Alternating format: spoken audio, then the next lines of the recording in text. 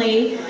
And then I started showering with my plants, just to watch something get wet and grow in my presence.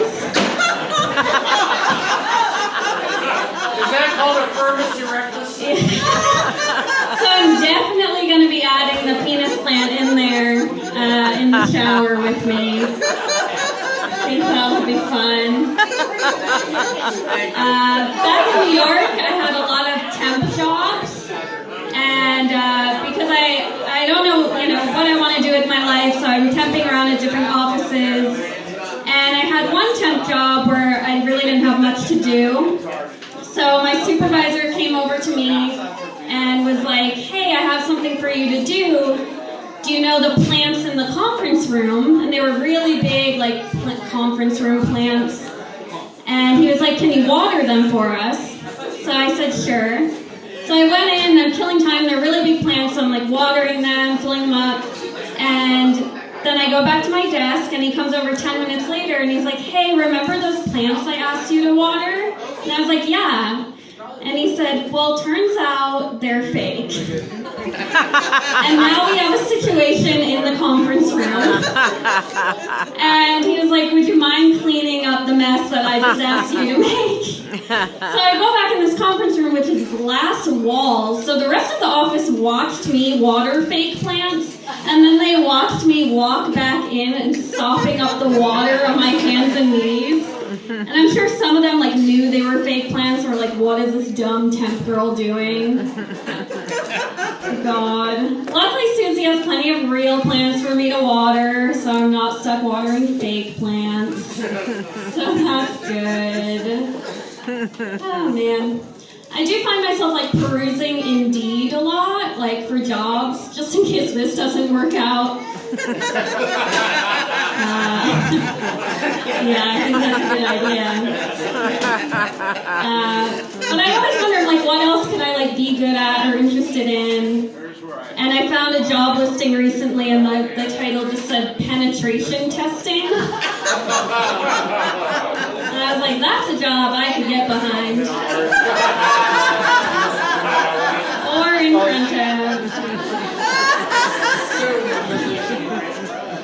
I came across another job listing recently that was, the title just said professional mourner, like a professional crier, sad person.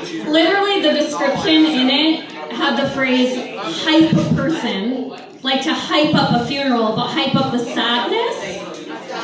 I was I didn't realize that, this is a job I've been training for all my life without realizing it.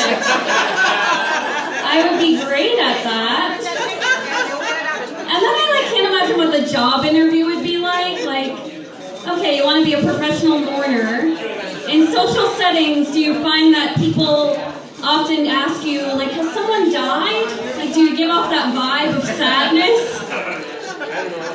And then they pull out a little urn to test you. They're like, this is Murray, he's dead, go. You just have to be really sad all of a sudden. I think I could be good at that. And then in my research, I found an article that said, how not to cry at a funeral. Turns out I've also been training for that job, because the advice was just to tilt your head back and blink a lot. And I was like, I've done that on my knees. I'm trained for both of those jobs.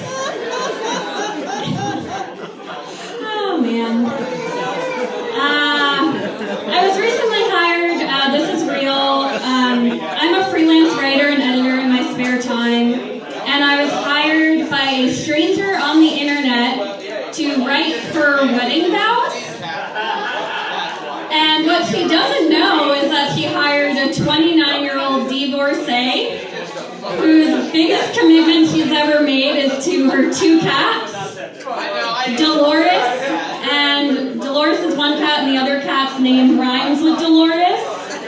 If you're a Seinfeld fan, you might get that one.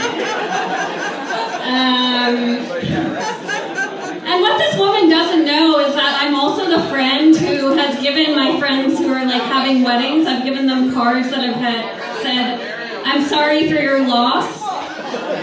of freedom. I'm a fun friend.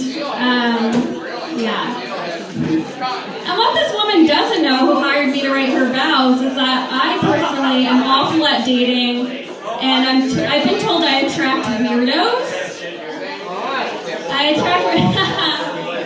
Well, that makes sense because you attract what you put out, and I put out a lot. A lot of weird energy. Hey, doesn't let me finish. You never do.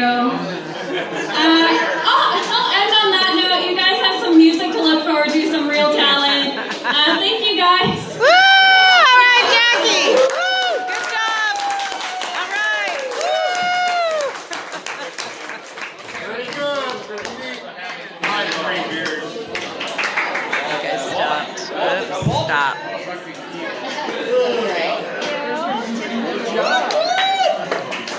Okay.